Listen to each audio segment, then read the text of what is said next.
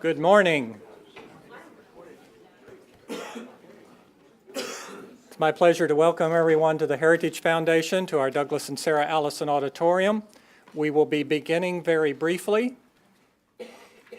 For those in-house, we would ask that last courtesy check that cell phones and other mobile devices have been silenced or turned off. And our program will begin with the arrival of Heritage Foundation President Dr. Edwin J. Fulner and our special guest, the Secretary of the Interior. We'll begin shortly.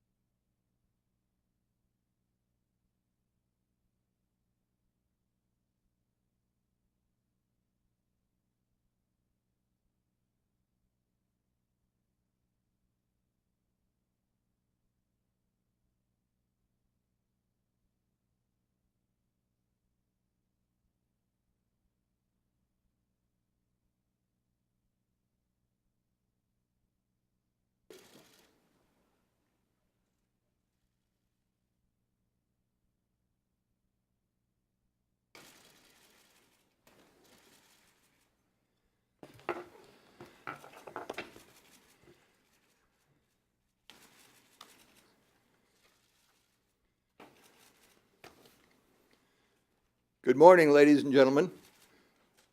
Welcome to our Allison Auditorium. Mr. Secretary, welcome back to the Heritage Foundation. We're always delighted to have you, and we're honored that you've decided to give your first major policy address here at Heritage, and we look forward to hearing from you. Secretary Ryan Zinke was sworn in as the 52nd Secretary of the Interior on March 1st of this year. Fifth-generation Montanan, former U.S. Navy SEAL commander, became one of the strongest track records in the 114th Congress on championing sportsman's access, conservation, regulatory relief, forest management, responsible energy development, and smart management of federal lands. Prior to assuming his current job, he served in the U.S. House of Representatives, before that in the Montana State Senate, and 23 years as a U.S. Navy SEAL officer. He grew up in Montana near Glacier National Park, where he developed a lifelong appreciation for conserving America's natural beauty while honoring Teddy Roosevelt's vision of multiple use of our public lands. He's consistently in the Congress, and now as Secretary, led efforts to renew the Land and Water Conservation Fund. Also has been a firm advocate for our nation's sportsmen to gain access to public lands through the SCORE Act and the SHARE Act.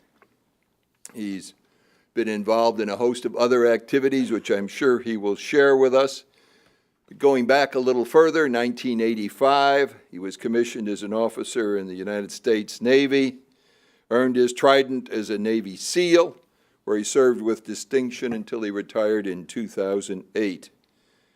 Several tours, including acting as Deputy and Acting Commander of Joint Special Forces in Iraq, 2 tours as on SEAL Team 6, the first Navy SEAL elected to the U.S. House of Representatives. He has an agency with more than 70,000 employees who are stewards for 20% of our nation's lands, including national parks, monuments, wildlife refuges, and other public lands. The department oversees and is the responsible development of conventional and renewable energy supplies on public lands and public waters. He's the largest supplier and manager of water in the 17 western states. He upholds trust responsibilities to the 567 federally recognized American Indian tribes and Alaskan natives. He holds a degree in geology from the University of Oregon, master's degree in business and finance. It's my very great pleasure to ask Secretary Zinke to come up and share his views, his policy views with us. Mr. Secretary. Welcome back. Well, and thank you, Doctor, for being a champion of conservative values, and also for hiring my good friend Kelly Stimson. Before we get started, I'd just like to address, in the words of General Schwarzkopf, a little BS on travel. And I just want to read a little statement for you so you have it. Is that I believe taxpayers absolutely have the right to know official travel costs. It's common sense. And at the department, we make those documents and my travel schedule available to everyone. Using tax dollars wisely and ethically is a greatest responsibility, and it is at the good heart of good government.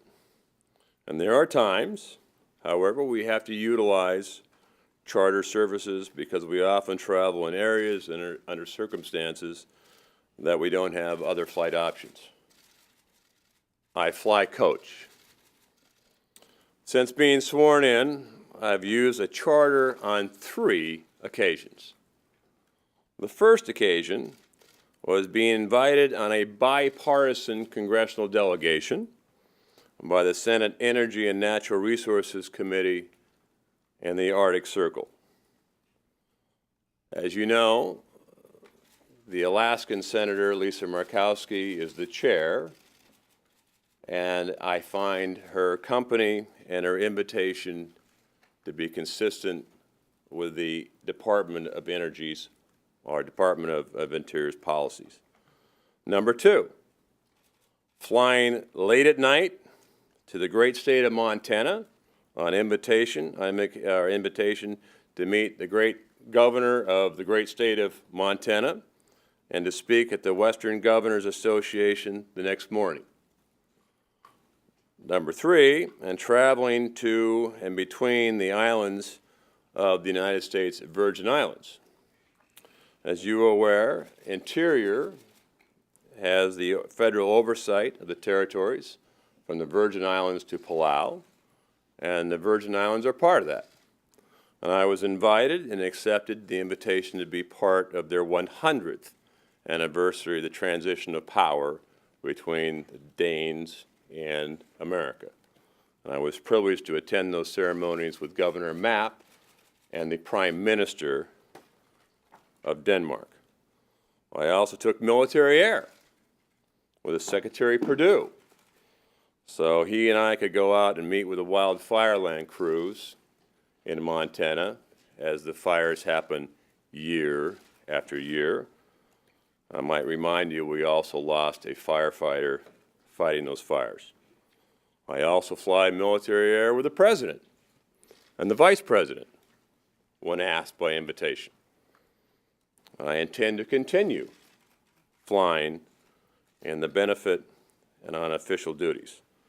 And all this travel was done only after it was determined by multiple career professionals at the department that no commercial options existed to meet the promulgated schedule. And as importantly, the flights were only booked after extensive due diligence by the career professionals in the department's General Law and Ethics Division.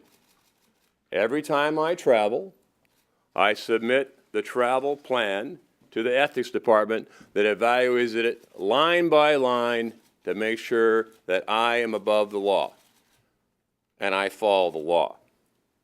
And of course, we are always continuing to look at ways to lower costs in the department and also, as you'll find out, to increase revenues. And I'll always be honest and upfront about my travel. In fact, you can follow me on Twitter. So if you followed me on Twitter, you knew that I traveled by Suburban from Valley Forge this morning. So, and now with that, besides, let's go to why we're here. Energy. So, as our nation stands today, we're at an energy crossroads. And there are two visions for our future in energy. One side believes we should retreat into a fortress of regulation and red tape where foreign nations take the lead as America drowns itself in process and procedure. This is not the vision of President Trump. Going forward, our participation in the global energy market will protect and defend American sovereignty and not surrender it. Secretary Zinke, how many calls have you taken with Our decisions will be guided by our flag and not kneel to anyone. America is exceptional.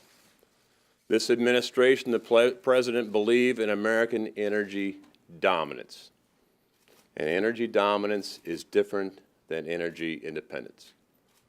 Our goal is an America that is the strongest energy superpower this world has ever known. Our country has inherited an energy-dependent country from previous generations. And in recent years, we've struggled to be self-sufficient in producing low-cost, abundant, and reliable energy. But a new era is dawning. With American leadership, innovation, and good ideas, our challenge will be to pass energy dominance onto our children and grandchildren. Under President Trump, we'll put America first, and we'll put America's energy first. As the chief steward of our public lands, my job is to make sure that all Americans have a voice. That all Americans have a voice. And I hear that voice loud and clear. Our government must restore the promise of our energy economy for a stronger, more secure America. And I can assure you today that the war on American energy is over. To end this war and bring back the American dream to every American family, we have to restore trust in our federal government. And you may be wondering why the Secretary of Interior is here speaking today about energy. Interior's portfolio is vast. It stretches 12 or 10 time zones from the Virgin Islands to Palau, and it includes 1/5 of our nation's territories. 9 of the department's 10 bureaus have significant energy programs and responsibilities. And these programs include oil, gas, coal, hydroelectric, wind, solar, geothermal, and biomass. With this extensive portfolio, we have a responsibility to be fair and transparent with our job-creating energy sector, but that's not how our government has operated in the last 8 years. Permitting applications often sat on the desk of regulators in Washington for months and months, in some cases years. Meanwhile, local economies suffered as a focus on bureaucracy over prosperity delayed jobs and prevented wealth that American energy promised to bring. With President Trump in office, we're looking at how we can be a better business partner with industry, and we're finding ways to get to yes without sacrificing our stewardship responsibilities. One of our biggest problems with permitting process has been how many bureaus and agencies had to independently evaluate and sign off before a project was approved. The system was broke. And let me give you an example. If you have a trout and a salmon in the same stream, and upstream you have a dam or a lock, and downstream the waters are used for irrigation. Well, the salmon are managed by NIMS through the Department of Commerce. The trout is managed by Fish and Wildlife through Interior. Upstream, the dam water flows and temperature is managed by our friends of the Army Corps of Engineers. And downstream, the irrigation is managed and controlled by Bureau of Reclamation. Each of these government entities have great people, but each of them oftentimes do their own biological opinion. You'll have 4 biological opinions, and 2 of them will not be reconcilable. We're going to fix this problem at Interior by changing the structure and learning how to be joint. Our government needs to learn to work together.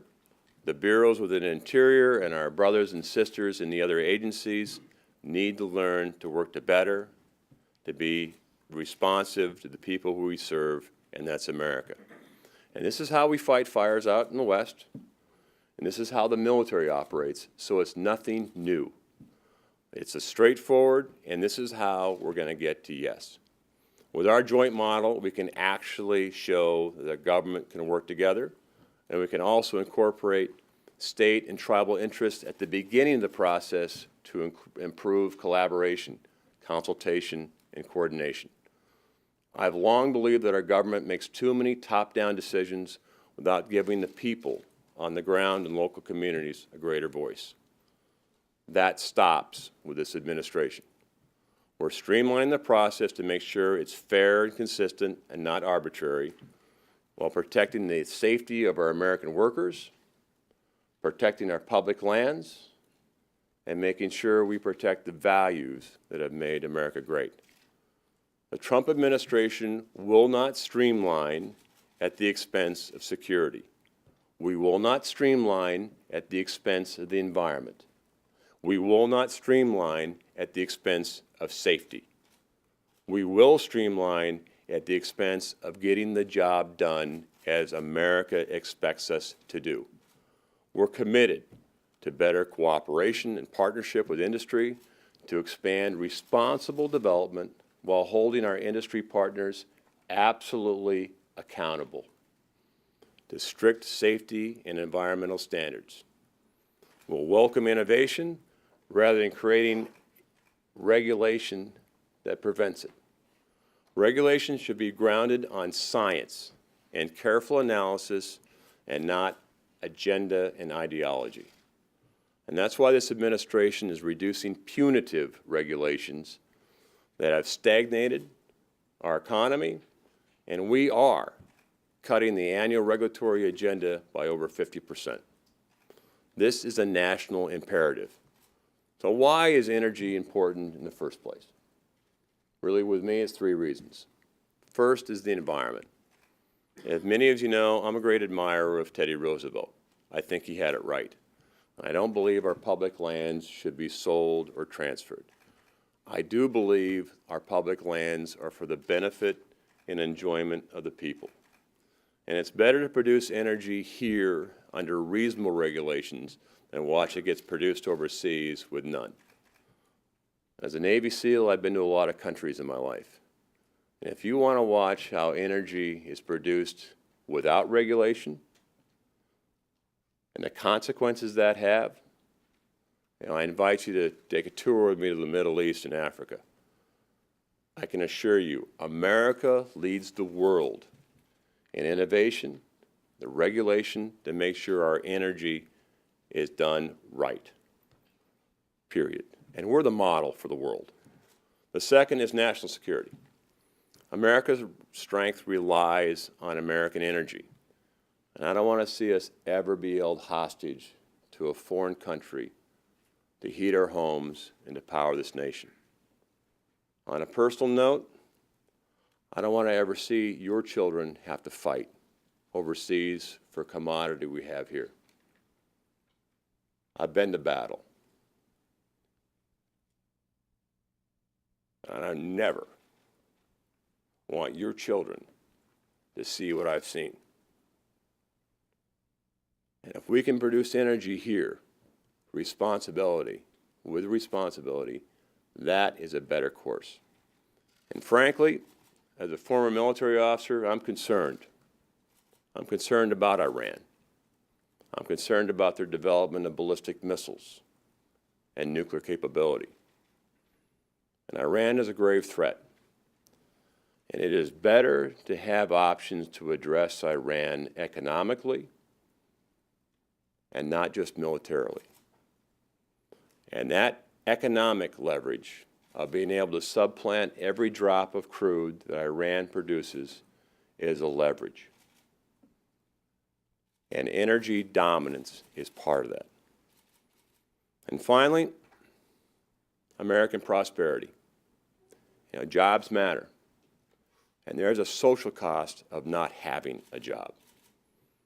Hardworking Americans deserve to have a future, and they deserve to have an opportunity to obtain the American dream. And when America removes our resources through moratoriums and bans, it's not the political class of Washington that suffers. It's the hardworking men and women who get laid off from their jobs. It's communities across the country that fall in despair, and local businesses and opportunities diminish for all Americans. Trillions of dollars in American wealth and millions of jobs have been moved overseas as our politicians here at home have turned their back on America's potential for energy dominance. And it's time to stop the bleeding. It's time to put America first.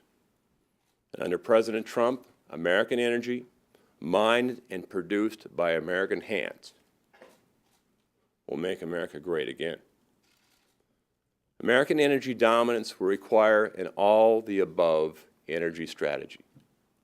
All the above. It's not just oil and gas and coal, but through innovation, advances in technology, energy can be the benefit of all of us. And one of the hardest places hit in the last administration was in West Virginia. And 8 months ago, West Virginians had lost hope.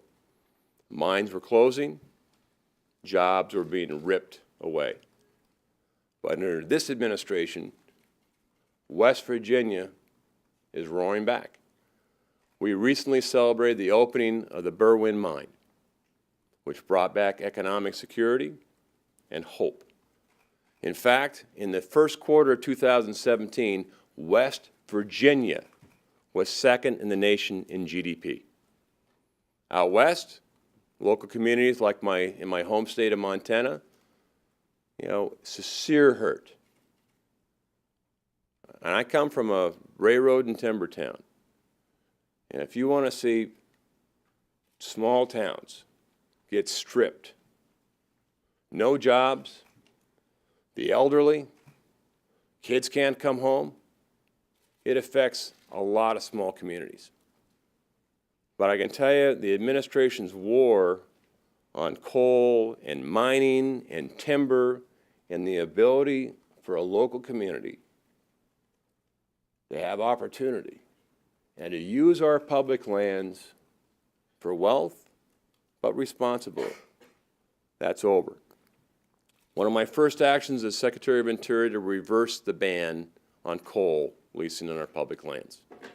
And it's no surprise that mining was up 20% nationally in the first quarter. And GDP now stands at 3.1% this quarter. 3.1% this quarter. And we're also making progress in oil and gas. The Trump administration has offered more onshore oil and gas leases in the first 6 months of 2017 than the previous administration did in all of 2016. We've held the first successful sale in the Cook Inlet. And I'm pleased to say in the Gulf of Mexico, we're going to announce our oil and gas leases will be greatly expanded. Under previous administrations, 94% of our offshore was made off limits. And this includes our resources in the great state of Alaska. Under President Trump's leadership, we've initiated a 5-year plan to open up more areas for oil and gas exploration and development. And the road to energy dominance goes through the great state of Alaska. Early this year, we had our first successful bid in the Cook Inlet in over 20 years. I can tell you, with 1/3 of Alaskan workforce employed by the oil and gas industry, shutting off resource development has been devastating. I've signed a secretarial order to review our policies on development in the National Petroleum Reserve in Alaska, as well as in the 1002 section of the North Slope that was specifically set aside Congress to evaluate. Specifically set aside by Congress to evaluate. And doing seismic operations and looking at doing the inventory of what this nation has is a responsibility of the Department of Interior, and I take it seriously. I also take it seriously to make sure that we have a proper balance between conservation and using our public lands wisely. Just before I went to Alaska and signed my secretarial order, I met with the mayor of the Alaska North Slope Bureau, and he expressed to me in no certain terms how positive this administration has been on the Native Alaskans and the state's rural population. The last administration turned their back on these patriotic and enormously proud people. And I can tell you, as the Department of Interior Secretary, they have the right to make their own decisions. And nobody loves our public lands more than I. I grew up in Montana, the foothills of Glacier National Park. And that's why I'm glad to see advances in the technology, and they're opening up new possibilities that didn't exist before. The pads are smaller in footprint. Directional drilling and GPS technology are allowing us to do things that we never thought was possible. I'm a former geologist. I say former because when I went to school, I was taught that we were going to be out of oil in 2003, that there was peak oil. That's not possible with fracking. But we have better computing. We have better precision. And we can do it right. I've seen fracking improve, where higher pressures and temperatures are producing greater energy yields, and the process is safer. And in many cases, within 2 or 3 inches at 10,000 feet with a horizontal of miles. And I've said time and time again, this administration does not pick winners and losers. We don't. I've also looked at exciting technologies and see progress being made in renewables and cleaner energy like wind, solar, and hydropower. And those are equally important. But they also have to be market-driven and at a cost point where they're competitive. Some of that is investing in more research and development. We're close on some breakthrough technologies in battery storage. But until we are, we have to use the resources we have. Tell you, we're going to probably be, this year, #1 in oil and gas. And next year, we will likely be a next exporter in liquid natural gas. And that's the first time in 60 years. And our nation will continue, I am convinced, to increase market share, and we have a great opportunity to fuel the world. And stewardship of our public lands, I take seriously. And I understand that our public lands are our greatest treasures. I think we should manage our public lands for the benefit and enjoyment of the people. And if you've ever been to Yellowstone National Park, that's what it says in the arch, for the benefit and enjoyment of the people. And this means that energy development and hunting and fishing and camping and habitat and protection and other forms of outdoor recreation are all part of conservation. And the American conservation ethic is using best science and best practices and using the land for the greatest good, for the greatest number in the long run. That's the American conservation ethic. And energy development on our public lands and the revenue that energy generates from lease sales, one should remember it funds things like the Land Water Conservation Fund, hunting and fishing licenses, and the purchase of ammunition. Funds about $2.2 billion just last year in conservation. But if you go back to 2008, Interior was the #2 revenue generator in the government, right behind her friends at the IRS. In revenue, we produced about $18 billion a year just in offshore oil and gas. And it was a banner year. Last year, we produced $2.6 billion a year. That's a drop of $15 billion a year of revenue. So when I look at our national parks being $11.5 billion behind in maintenance and repair, our wildlife system about $3 billion behind in needed maintenance and repair. On scale, a loss of $15 billion in revenue would have made up that entire backlog of maintenance and given us a significant opportunity to reinvest and recapitalize in a lot of areas we need in 1 year. That's the scale of what occurred.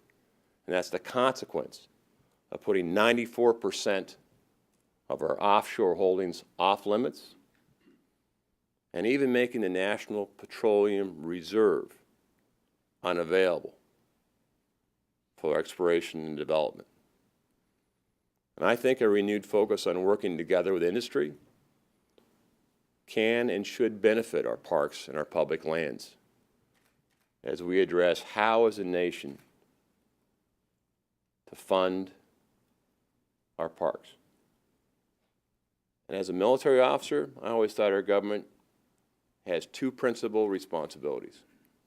One is to fund the military, and the other to fund our national parks. Our national parks are not a Republican or Democrat or independent issue.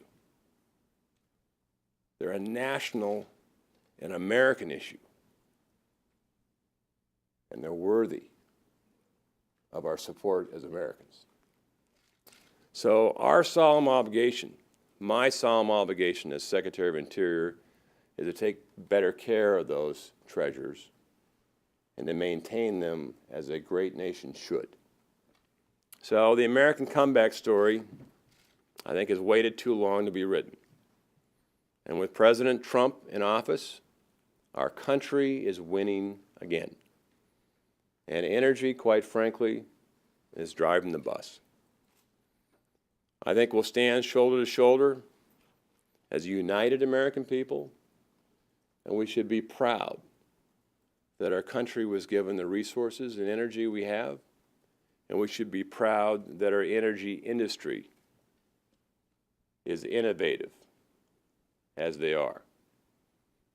And with stronger infrastructure and a new approach to energy development, I think jobs will return to this country, and America truly will be great again. Thank you, and God bless.